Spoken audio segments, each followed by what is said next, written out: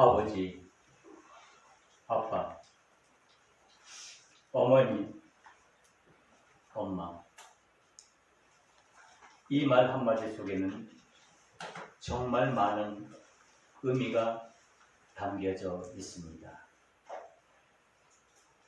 이 말 속에는 그리움, 애절함, 미안함, 죄송함, 감사, 간구, 기쁨, 더 나아가서 원망까지 처려있는 단어이기도 합니다. 우리는 누군가의 아들과 딸입니다. 그리고 우리는 누군가의 아버지와 어머니의 모습을 가지고 있습니다. 우리는 하나님을 아버지라고 부릅니다.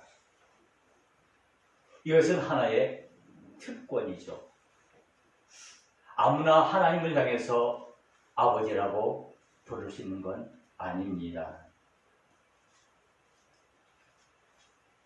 하나님과 나와 무슨 관계가 있기에 우리가 하나님을 향해서 아버지라고 부를 수 있습니까?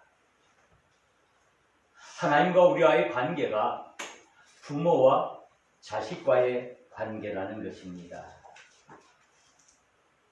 하나님을 아버지라 부를 수 있는 것은 행복입니다. 그 행복이야말로 이 세상 어떤 것보다 귀한 행복임을 우리는 잘 알고 있습니다.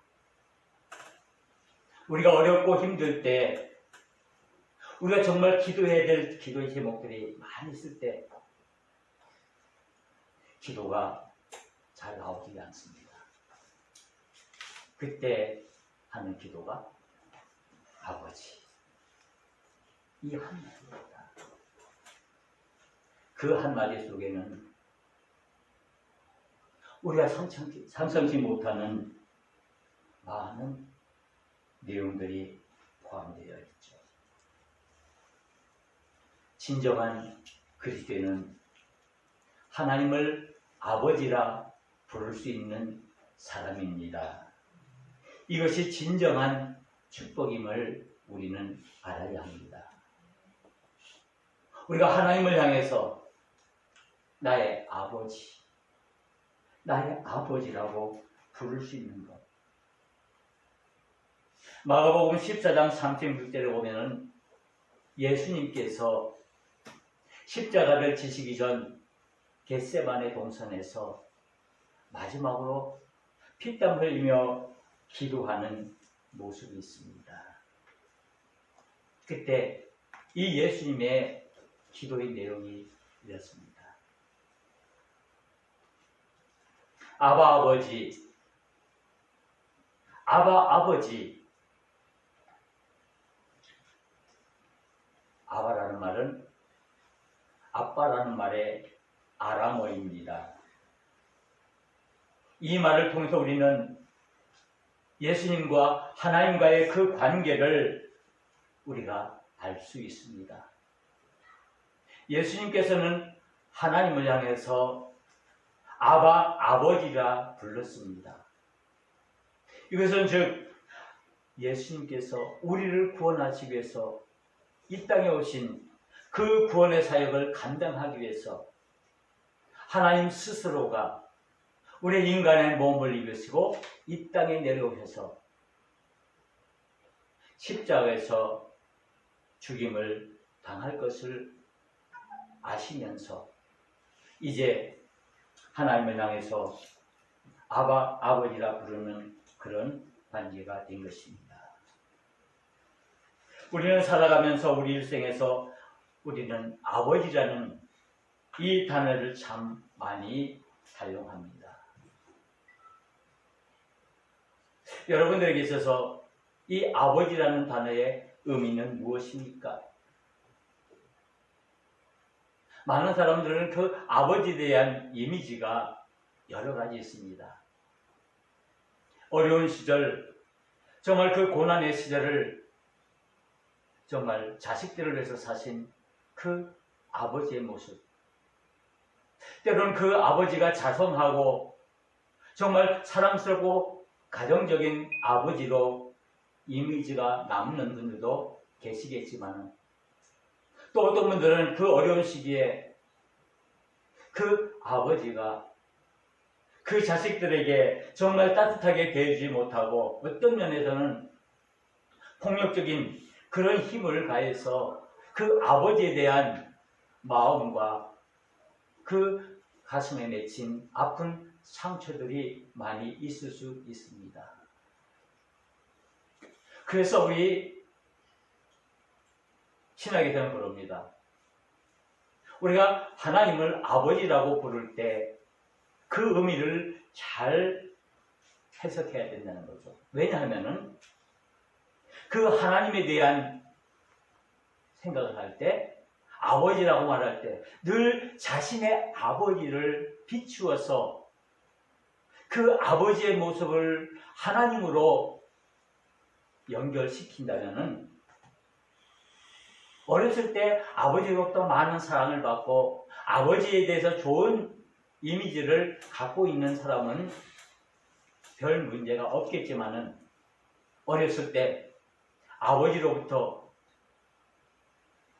폭력을 당하고 아버지로부터 사랑을 받지 못하고 아버지와 정말 원만한 관계가 되지 못했다면 늘 하나님을 생각할 때도 그와 같은 개념으로 하나님을 생각할 수 있다는 것이죠.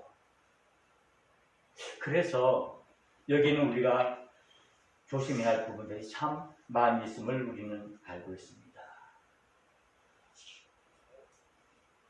그러나 우리가 어떤 의미지로 아버지라는 그 상을 우리 마음속에 갖고 있든지 우리는 이 아버지라는 그 말 한마디 속에 여러 가지 복합적인 감정들이 있습니다. 어떤 사람들은 이 아버지라는 말 한마디만 들어도 가슴이 울컥해지고 눈물이 핑 도는 그런 상황이 있을 수도 있고 어쩌면 그 말 한마디가 자신의 그 어려운 모든 상황에서 그를 일으켜 세워주는 하나의 힘이 될 수도 있기 때문입니다. 그렇다면 하나님은 누구십니까? 하나님 나와 어떤 관계가 있습니까? 이런 이야기가 있습니다. 시골 할머니들이 이제 마을 정자에 앉아서 이런 얘기 저런 얘기 하는데 어느 할머니가 그 동네의 교회당에 한번 다녀서 그 교회에서 하나님이 계시되 하나님이 온 세상을 만드시고 우리를 구원시켜 주신데 그렇게 얘기하니까 그 옆에 있던 할머니가 하나님이가 누군데 그분들은 교회에 한 번도 안 가고 온 분이에요. 딱 한 번 교회 갔다 오고는 그 이야기를 듣고 하는 거예요. 하나님이 누군데? 글쎄 하나님 우리 며느라이가 아버지 하는 거 보니까 우리 사돈인가가 이렇게 얘기를 했다고 합니다. 하나 이것은 우리가 농담 같은 이야기지만 즉 하나님과 나와의 관계가 과연 어떤 관계로 정립되어 있는가?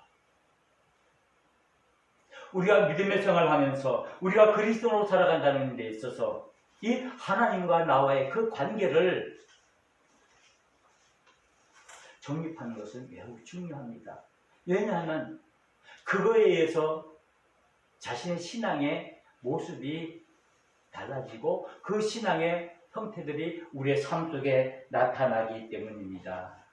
그래서 우리는 늘 하나님을 알아가는 것, 하나님을 깨달아가는 것, 하나님의 관계와 나의 관계를 계속적으로 올바른 관계로 유지하는 것, 이것이 우리의 신앙의 핵심적인 내용이라고 할 수가 있습니다.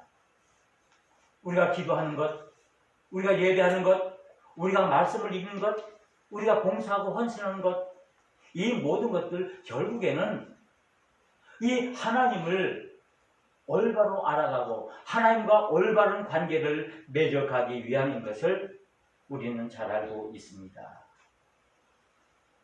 우리는 보통 하나님 하면 여러분 어떤 이미지가 마음속에 있습니까? 보통 사람들은, 우리 그리스도인들은 하나님은 사랑이시라, 하나님은 사랑이다라고 말합니다. 그 사랑은 우리 인간들이, 사람들이 나누는 어떤 세상적인 세속적인 사랑을 떠나서 우리 죄인된 인간들을 향한 하나님의 사랑을 의미하고 있습니다. 즉 이것은 은혜이며 이것은 우리에게 하나의 축복으로 다가오는 사랑입니다. 오늘 시간 우리는 아버지의 사랑 이야기를 나누게 합니다. 누가복음 15장 11절에서 24절에는 오늘 본문의 말씀은 신앙생활 굳이 하지 않고 교회에 자주 나가지 않는 사람들도, 보통 일반 사람들도 많이 아는 그런 내용입니다. 보통 우리는 이것을 가리켜서 탕자의 비유라고 말하죠. 탕자의 이야기라고 말합니다. 결국 이 말씀은 두 아들에 대한 이야기입니다. 그래서 핵심적인 내용은 이 두 아들을 통해서 사랑이라는 것을 이야기하는데, 그 사랑이 하나님의 사랑으로 연결되어져서 하나님의 사랑이 어떤 사랑인가를 우리에게 보여주고 있습니다. 그래서 이 누가복음 15장에 있는 이 본문의 말씀은 우리 기독교에서도 매우 핵심적인 그런 내용입니다. 여기에 등장하는 인물은 우리가 잘 아는 것처럼 아버지와 두 아들입니다.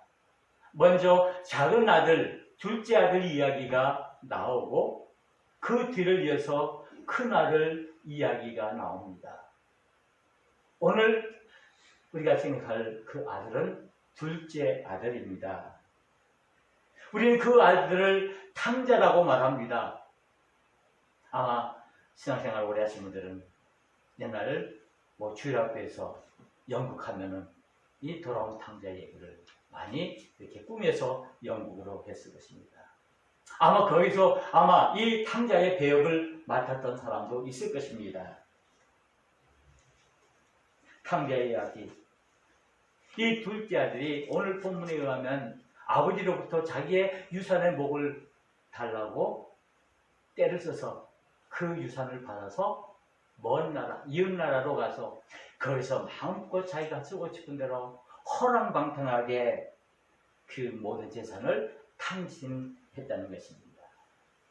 결국에는 그것으로 말미암아 이 둘째 아들이 거지가 되어서 이제 먹을 것이 없어서 이제 그 나라에서 돼지 치는 사람에게 가서 그 돼지를 치면서 거기서 돼지들이 먹는 취업 열매를 먹고 연명했다는 것입니다. 우리가 간단히 이 얘기를 우리가 하지만은, 만약 이 둘째 아들이 나 자신이고 우리의 모습이라면 우리의 상황은 과연 어떨까요? 자신이 지금까지 했던 그 모든 그 삶을 돌아보면서 후회와 그리고 뉘우침으로 그가 눈물을 흘렸을 것입니다. 그가 재산을 다 창진하고 나서 정말 돼지 쥐업 열매도 먹지 못하는 그런 상황이 있을 때 그는 눈물로 지냈을 것입니다. 그런데 이 둘째 아들이 그런 상황 속에서 그는 생각합니다. 내 아버지 집에는 얼마나 많이 풍족한 것들이 있는가. 거기 있는 종들이 지금 내보다 얼만큼 더 풍족하게 살고 있는지. 그래서 이 아들이 결심합니다. 그래. 내가 지금까지는 잘못했지만 그래도 아버지에게 돌아가서 잘못을 빌면 용서는 해주시겠지. 나는 받아주시긴 하겠지. 그래서 내가 이제 아들로 돌아갈 자격은 없고 그 풀꾼의 하나로, 종 하나로 내가 돌아가서 그 집에서 그저 먹고 그저 살아야지 하는 그런 마음을 가지고 아버지 집으로 돌아가기로 결심을 했습니다. 그는 이제 아들에서 종으로 집으로 돌아가는 것입니다. 그의 신분이 바뀌는 거예요. 아들하고 종. 그 차이는요, 어마어마합니다. 이제 종으로 아버지의 용서를 구하기 위해서 이제 집으로 돌아갑니다. 오늘 이 성경 본문에서는 이 둘째 아들, 이 탕자가 집으로 돌아가는 과정에 아버지가 그를 다시 맞아주고 그에게 다시 아버지의 사랑을 베푸는 것을 우리에게 보여줍니다. 우리가 이 오늘 본문, 이 본문을 읽을 때 우리가 어느 등장인물에게 초점을 맞추냐에 따라서 우리의 이야기가 많이 달라질 수 있습니다. 보통 많은 사람들은 이 성경의 본문을 둘째 아들, 즉 탕자의 이야기로 이야기를 많이 합니다. 그러나 우리가 이 탕자 아들의 그 초점을 우리가 바꿔서 이제 아버지에게로 그 초점을 바꾸어 이 본문을 본다면 우리는 또 다른 내용을 볼 수가 있습니다. 오늘 우리는 이 시간 이 아버지 모습에 우리의 관심을 모으고자 합니다. 우리가 집중해서 살피고자 하는 것은 이 탕자의 아들보다는 이 아들을 맞이하는 아버지의 모습을 보고자 하는 것입니다. 이 둘째 아들은 아버지께 돌아가기로 작정했고 그리고 그 아버지의 종으로 이제 살아가기를 작정했습니다. 이제 문제는 아버지가 문제입니다. 아버지는 어떤 심정일까요?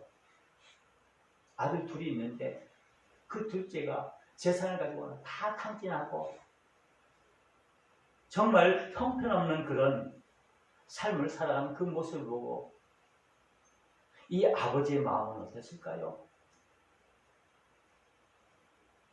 아들이 잘나가고 아들이 정말 순종하고 아버지의 말을 잘 따라서 정말 잘 살면은 얼마나 좋을까. 그런데 이 둘째 아들은 아마 이 집을 나가기 전부터 정상적인 삶이 아니었겠죠. 정말 아버지의 마음을 아프게 하고 자기 멋대로 자기 고집대로 살아갔던 그 아들이었겠죠. 그런데 늘 이 아버지는 그 둘째 아들이 집을 떠나기 전에 어떤 마음이었을까요? 저 아들 못돼 먹었어. 좀 정신 차리고 열심히 성실하게 집안일 잘 도우면서 살았으면 좋을 텐데 어떨 때는 그런 마음도 있었겠죠. 저 아들 없었으면 좋겠다. 내 큰아들은 말을 잘 듣고 순종하는데 저 아들 없어도 돼 하는 마음이 있었을지도 모릅니다. 그런데 오늘 이 본문의 아버지의 마음은 이제 그 둘째 아들이 먼 나라에서 모든 재산을 탕진하고 돌아오는 그 순간, 그 떠나는 그 순간부터 그 아버지의 마음은 우리가 생각하는 것과는 전혀 다른 마음이었습니다. 늘 걱정하고 늘 그 아들이 보고 싶은 미운 아들이지만은 그 행동이 정말 마음에 들지 않지만은 늘 그 아들의 마음에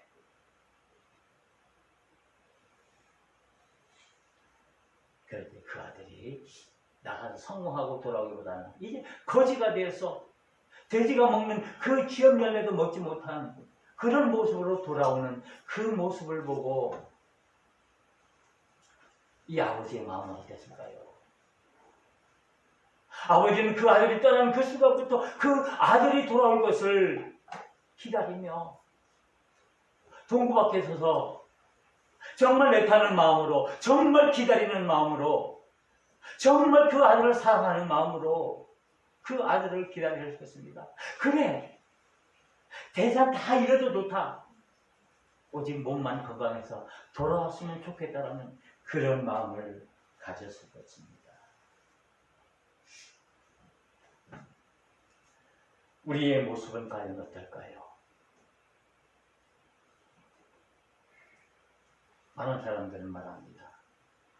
나는 둘째 아들 같은 탕자인이라고 말합니다. 보통 믿음이 좋다고 하는 사람일수록 더 나는 탕자와 같은 존재입니다라고 말합니다. 그 말은 다시 바꿔 말한다면 그 아버지와 그 아들과의 관계가 오늘 이 누가복음에서 말하는 이 본문의 깊은 의미를 깨달았기 때문에, 깨달을 수 있기 때문에 자신을 탕자에 비교하면서 이제 아버지의 마음을 더욱더 간구하는 것입니다. 아버지의 마음을 더욱더 갈구하는 것입니다. 이제 아버지의 마음은 어떤 마음입니까? 아버지 마음은 세 가지입니다. 첫째 마음은 기다리는 마음입니다. 그 아들이 떠나는 그 순간부터, 그 자기 재산을 챙기고 그 집을 떠나는 그 순간부터 아버지는 기다림의 시작이었습니다. 그리고 그 아버지의 삶은 오직 기다림의 연속이었습니다. 언제면 저 아들이 정신 차리고 다시 돌아오지? 돌아오겠지? 지금 그가 어떤 상황이 있지? 혹시 병들어서? 혹시 아파서? 있지 않는지? 그래. 다 탕진해도 좋다. 다 모든 거 다 이래도 좋다. 오직 건강해서 다시 집으로 돌아오라 라는 그 기다림을 기다리고 있었습니다. 이 아버지의 마음은 기다림의 마음입니다. 즉 이 말은 기다림은 사랑이라는 말입니다. 우리가 기다리는 것 정말 어렵습니다. 특별히 이 기다림이라는 말을 사랑이라는 말과 연관시켜서 그 사랑의 기다림을 기다리는 것은 더욱더 어렵습니다. 우리가 살아나가는 그 삶이 얼마나 복잡하고 얼마나 힘이 듭니까? 우리가 그 속에서, 그 복잡한 우리의 인생 속에서, 그 삶 속에서 우리의 사랑을, 그 기다림을 기다리는 것, 우리가 가깝게 생각합시다.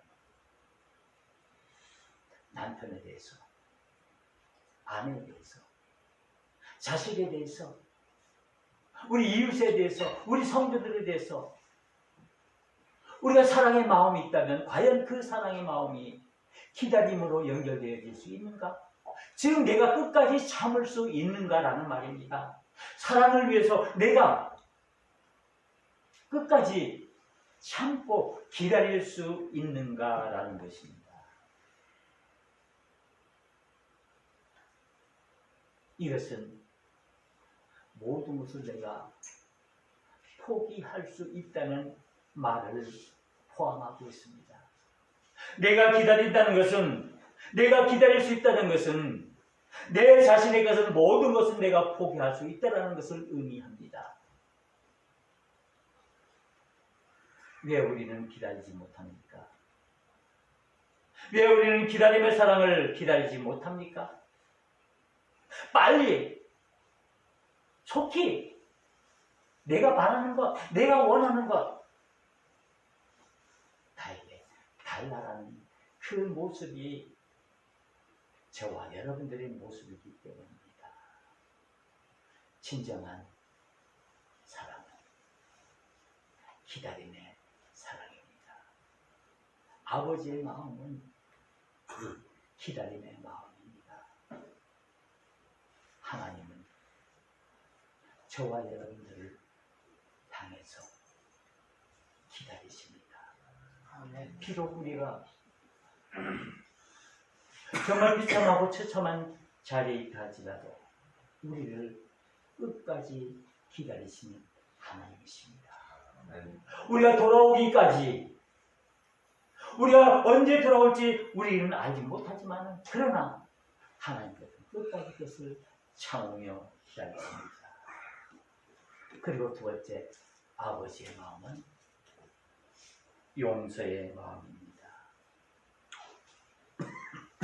얼마나 이 아버지, 만약 여러분들이 이 아버지라면 얼마나 그 아들을 믿겠어요?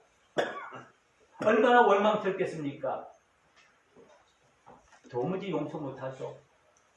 내가 얼마나 저 자식을 위해서 내가 희생했는데, 저 자식이 내가 모든 거 다 줬는데 그럴 수가 있어? 너가 나한테 그럴 수가 있어? 우리가 살아나가면서 이런 일이 얼마나 많습니까? 내가 너한테 어떻게 했는데 너가 나를 이렇게 할 수 있어? 난 너 용서 못해. 난 너 받아들일 수 없어. 난 너를 인정할 수 없어. 그러나 오늘 이 아버지는 이 둘째 아들을 용서하는 마음이었습니다.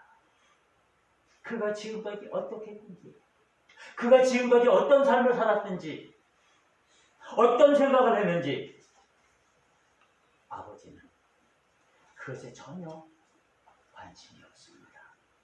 오직 오늘 본문에 의하면 그가 돌아왔다는 그 사실, 아버지 품으로 다시 돌아왔다는 그 사실, 그것 하나로 그 모든 것을 다 용서했습니다.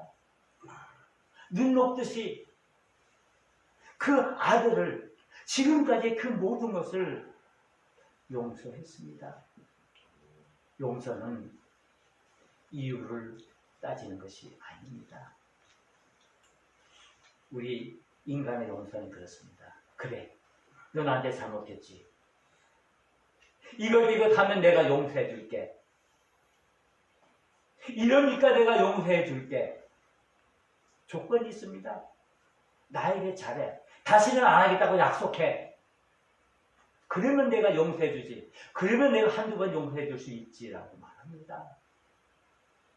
인간의 용서는 조건적인 용서입니다. 뭔가 대가가 있어야 되고, 뭔가 그 잘못에 대한 그 벌이 있어야, 뉘우치는 모습이 있어야, 그 회개하는 모습이 있어야, 그래야 내가 용서해 주지. 어떻게 그래 뻔뻔스럽게 그런 낯으로 나에게 와서 용서를 빌어? 용서해 줄 수 없어. 아버지의 마음은, 용서의 마음은 무조건 용서입니다. 그 아들을 품으시고 그 아들을 안으셨습니다. 그가 지금까지 어떤 모습으로 그가 행했든지 그것은 전혀 상관이 없습니다. 그래, 잘 왔구나. 아버지가 뛰어나가 그를 품에 안고 그에게 용서의 눈물을 흘리십니다. 용서는 모든 것을 품는 것입니다. 용서함을 받은 사람만이 용서할 수 있습니다. 우리는 보통 말하죠. 사랑도 받아본 사람만이 사랑할 수 있어라고 말합니다. 어쩌면 오늘 말하는 이 용서는 사랑과 동일한 의미를 가지고 있습니다. 용서를 받은 사람만이 용서할 수 있다는 사실, 이걸 깊이 깨달아야 돼요.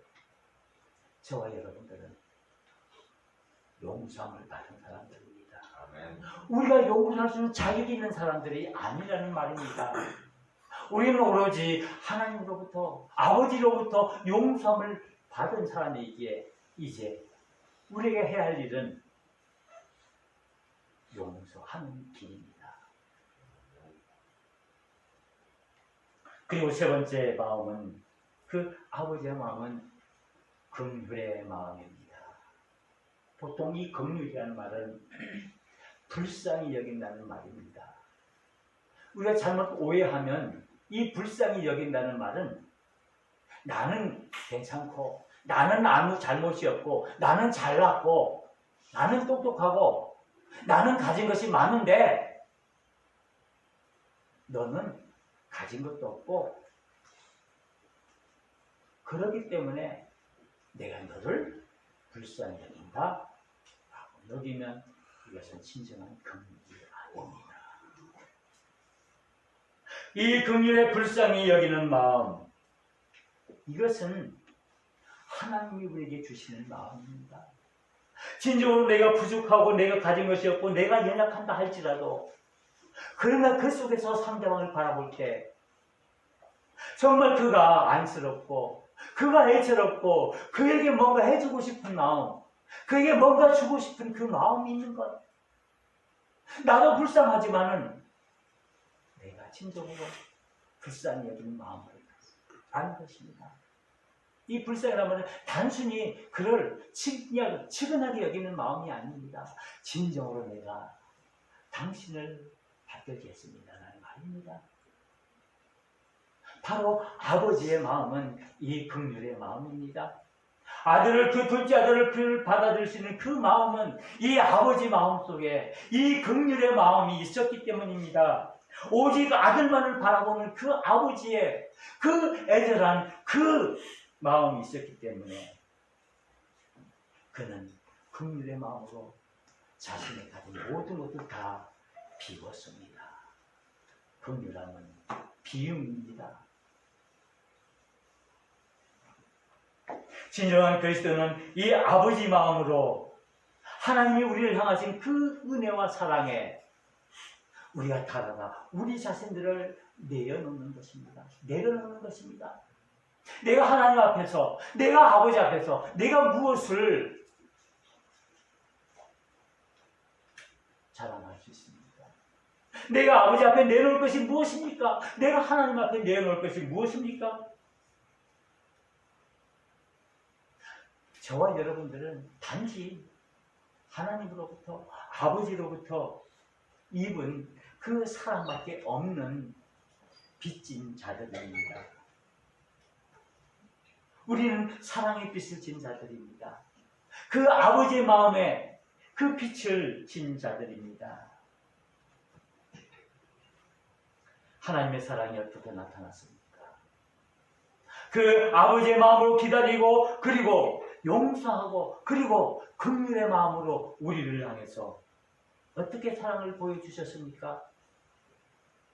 예수 그리스도를 이 땅에 보내주시고 그분으로 말미암아 우리를 온전히 아들로, 다시 태어난 아들로 우리를 받아주셨습니다. 예수 그리스도의 그 아낌없는 희생으로 말미암아, 그 사랑으로 말미암아 우리를 위해서 하나님께서는 기다려주시고 용서해주시고 긍휼을 베풀어 주셨기 때문에 우리가 이 자리에 설 수 있는 것 아닙니까? 우리가 어떻게 하나님의 사랑을 받았습니까? 저와 여러분들이 어떻게 하나님의 사랑을 감당할 수 있습니까? 내가 이 사랑 때문에 하나님께 무엇을 드릴 수 있습니까? 내가 가지고 있는 것? 재능? 물질? 건강? 드려야 되죠. 그렇습니다. 그러나 진정으로 우리가 드려야 할 것은 내가 아버지로부터 받은 그 기다림의 마음, 그 용서의 마음, 그 긍휼의 마음을 이제 나도 부족하고 연약하지만은 기다림의 마음, 용서의 마음, 긍휼의 마음을 가지고 나아가야 합니다. 제 실버스타인이라는 사람이 쓴 아름다운 이야기가 하나 있습니다. 아낌없이 주는 나무라는 그런 책입니다. 사과나무가 한 인간에게 베푸는 아낌없는 희생의 정신을 그린 이야기입니다. 이 아낌없이 주는 나무는 이렇게 시작합니다. 옛날에 나무가 한 그루 있었습니다. 그리고 이렇게 끝납니다. 모든 것을 줄 수 있어서 그래서 나무는 행복했습니다. 아무런 대가를 바라지 않고 오로지 자신을 내어주고 베푸는 그것이야말로 진정한 희생이며 진정한 사랑이라고 말하고 있습니다. 오늘 어버이 주일입니다. 우리가 아버지, 어머니 이 한마디에 우리의 마음은 과연 어떤 심정입니까? 어버이의 사랑은 주는 사랑입니다. 그래서 성경은 하나님을 이야기할 때 이 아버지, 어머니와 비유해서 우리에게 말씀하고 있습니다. 하나님은 나를 가장 잘 아시는 분이십니다. 그리고 그 하나님은 나에게 모든 것을 주시기를 원하시는 분이십니다. 비록 우리가 연약하고 우리가 주님 앞에 드린 것 없다 할지라도 우리를 끝까지 기다리시며 우리를 용서해 주시고 우리를 긍휼로 우리를 붙들어 주시는 분이십니다. 나는 하나님으로부터 어떤 사랑을 받았습니까? 이제 나는 어떤 사랑을 베풀어야 합니까? 나는 과연 주는 사람인지 아니면 받기를 원하는 사람인지. 오늘 우리는 이 아버지의 사랑 이야기를 통해서 오늘 이 아낌없이 주는 나무에서 고백했듯이 모든 것을 줄 수 있어서 그래서 나무는 행복